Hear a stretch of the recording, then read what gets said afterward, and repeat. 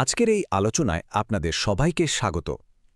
আমরা আজ একটা দারুণ সম্ভাবনাময় ফিল্ড নিয়ে কথা বলবো, আর সেটা হলো কমিউনিটি কেয়ার এবং বিহেভিয়ারাল হেলথ সায়েন্স। চলুন আজ বিস্তারিতভাবে জেনে নেওয়া যাক কিভাবে এই ফিল্ডে একটা সফল আর সার্থক ক্যারিয়ার গড়ে তোলা সম্ভব। তাহলে চলুন দেখে নিই আজকে আমাদের আলোচনার রোডম্যাপটা কি। প্রথমে আমরা দেখব এই ফিল্ডটা কিভাবে আমাদের সমাজে একটা বড় প্রভাব ফেলে। তারপর আমরা ডিপ্লোমা থেকে শুরু করে মাস্টার্স পর্যন্ত প্রত্যেকটা ধাপ নিয়ে কথা বলবো, যাতে আপনি বুঝতে পারেন কোনটা আপনার জন্য সেরা। আর সবশেষে আমরা জানব কেন এই পেশাটা শুধু একটা চাকরি নয়, বরং তার চেয়েও অনেক বড় কিছু। চলুন শুরু করা যাক। আচ্ছা, তাহলে শুরু করা যাক। প্রথম প্রশ্নটাই হলো, এই যে আমরা বলছি কমিউনিটি কেয়ার বা বিহেভিয়ারাল হেলথ, জিনিসটা আসলে কি? দেখুন, এটা আসলে অনেকগুলো বিষয়ের একটা মিশ্রণ। মানে এখানে সাইকোলজি, পাবলিক হেলথ, কাউন্সিলিং, এমনকি সোশ্যাল ওয়ার্ক সব কিছুকে এক ছাদের তলায় নিয়ে আসা হয়েছে।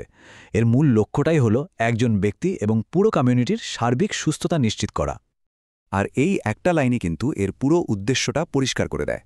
স্বাস্থ্যসেবা ব্যবস্থা এবং সমাজের মধ্যে ব্যবধান পূরণ করা, মানে চিরাচরিত স্বাস্থ্যসেবাকে সাধারণ মানুষের দোরগোড়ায় পৌঁছে দেয়াই এর আসল কাজ। তো যারা এই ফিল্ডে আসতে চান তাদের জন্য প্রথম সিঁড়িটা কি হতে পারে? সেটা হলো ডিপ্লোমা। চলুন ডিসিএইচবিএস বা diploma in community health and behavioural science নিয়ে একটু জেনে নেওয়া যাক। এই ডিপ্লোমার মূল লক্ষ্যই হল একটা মজবুত ফাউন্ডেশন তৈরি করে দেওয়া। মানে এখানে শিক্ষার্থীরা বিহেভিয়ারাল সায়েন্স আর সাইকোলজির বেসিকটা শেখে, আর তার সাথে কাউন্সিলিং বা কমিউনিটি এনগেজমেন্টের মতো প্র্যাকটিক্যাল স্কিলও তৈরি করে। এটাই তাদের একজন দক্ষ ফ্রন্টলাইন ওয়ার্কার হিসেবে গড়ে তোলে। আর দেখুন, এখানে অ্যাডমিশন নেওয়ার প্রক্রিয়াটা কিন্তু বেশ সহজ। আপনি যে কোনো স্ট্রিম থেকে 10+2 পাশ করলেই অ্যাপ্লাই করতে পারবেন, তবে বয়সটা অন্তত 17 বছর হতে হবে। ভর্তি সাধারণত মেরিট বা কলেজের নিজস্ব এন্ট্রেন্স পরীক্ষার ওপর ভিত্তি করে হয়। কোর্সটা হলো 2 বছরের, আর তার সাথে থাকছে একটা খুবই জরুরি 3 থেকে 6 মাসের ইন্টার্নশিপ। এই যে হাতে কলমে কাজ শেখা, এটা কিন্তু মাস্ট।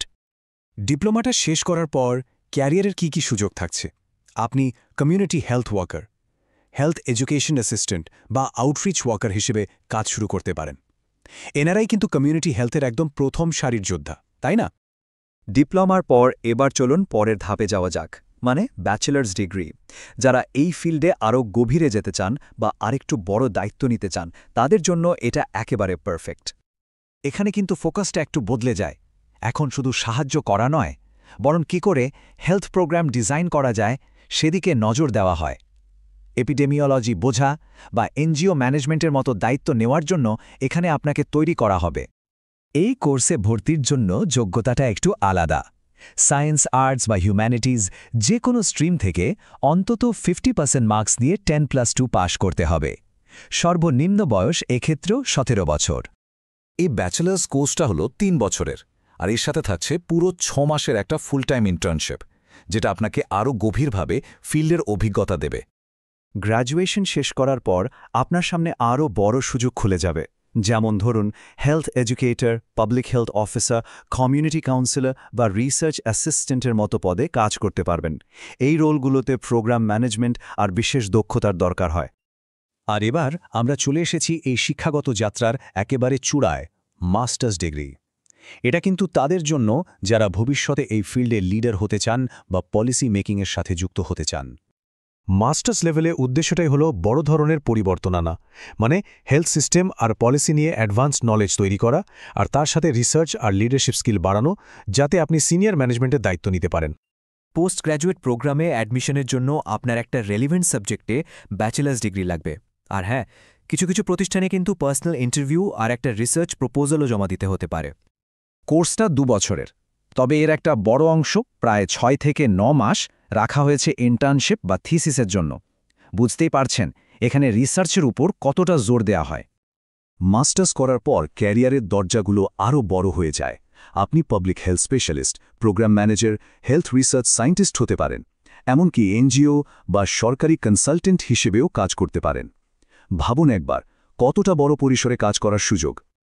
তো এতগুলো অপশন তো দেখলেন, ডিপ্লোমা, ব্যাচেলার্স, মাস্টার্স। এখন প্রশ্ন হলো আপনার জন্য কোনটা ঠিক।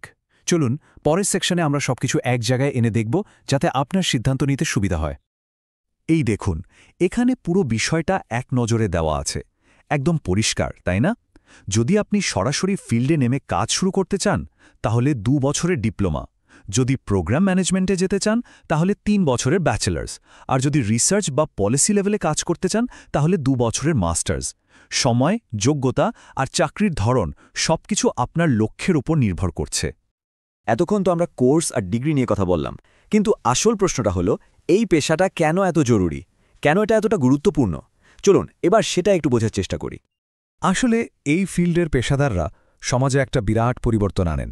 তারা একদিকে যেমন মানসিক স্বাস্থ্য নিয়ে সচেতনতা বাড়ান, তেমনি পাবলিক হেলথ প্রোগ্রাম তৈরি করেন, পলিসি তৈরিতে সাহায্য করেন।